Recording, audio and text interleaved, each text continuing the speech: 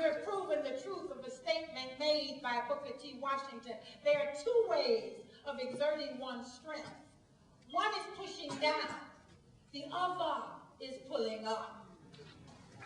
Dream your left my right from the bus boycott in Montgomery, Alabama, to the vision of the mountaintop in Memphis, Tennessee. That's the dream I believe in. It's a dream about freedom. Freedom to live without oppression, without exploitation, without poverty, violence, ignorance, prejudice.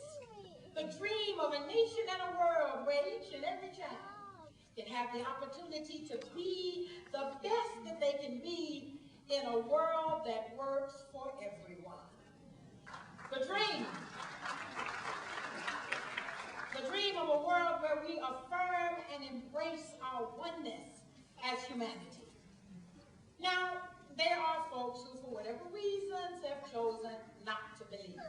I call them bystanders, standing as they do on the sidelines of the great issues of our time. I know none of them are in this beautiful theater. But perhaps you might recognize one of these folks. I think they tend to fall into three groups. First, there is the group that I like to call the woulda, coulda, shoulda. Now, you see, they can really fool you because when they talk, they sound pretty dedicated. But when it's time to get down to business, time to do some real work, they're the first ones out the door. Girlfriend, they'll tell you, I would have come to the meeting if I could have. But you should have called me. These folks are a trip. They can talk the talk, but you're in for a real disappointment if you expect them to walk the walk. And then, of course, they are the can't folks. They've just decided they can't do any dream work. And I'm always saddened when I speak with them, when I meet them, because you see, they sit back and they hold their hands open and praying that somebody, anybody, will come along and deliver the dream. But you see, if there is one thing I have learned, you have got to take at least one step. You have got to do your best, and then God can work through you to do the rest.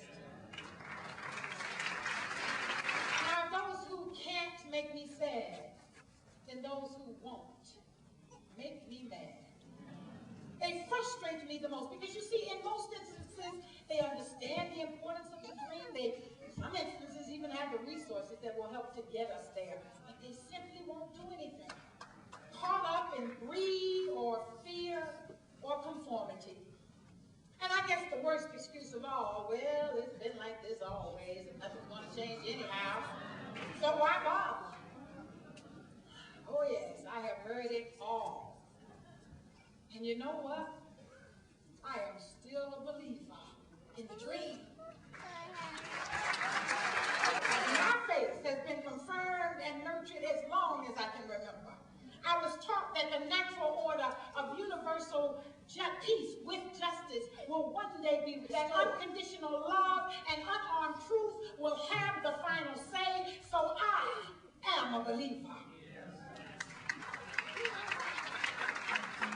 And of course, another reason I believe is because my parents, Martin Luther King Jr. and Coretta Scott King, were modern-day architects for the strategies for achieving the dream. I am a child of the dream. I choose to believe.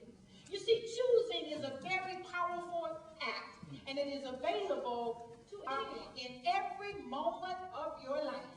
You can choose. The last of human freedoms is our ability to choose our own act. It's a freedom that no government, no person, no circumstance can take away. We can choose to be open or biased. We can choose to uplift someone or hurt them. We can choose to be a part of the solution or a part of the problem. You can choose patience over impatience, understanding over anger, action over inaction, belief over non-belief. I have chosen to believe. And that choice gives meaning. That choice gives meaning to every other choice I make. You see, that's how all of our lives are fashioned. One choice at a time. What makes each of our lives unique is the individual set of choices that we make. And the alternative, well, as someone once wisely we observe, we do know what happens to people who stand in the middle of the road. Eventually, they get run over. And together, tremendous progress was made toward the betterment of our nation. Martin Luther King Jr. compelled us to take an honest look at ourselves, to take a look in our mirrors. He inspired us, he motivated us to get up and do something to bring about positive change. He made us look at ourselves honestly as a nation, and we began to transform, and we reordered the conditions of many of our communities. We pulled ourselves up and demanded our God-given rights. As my father said, a man can't ride your back unless it's bent.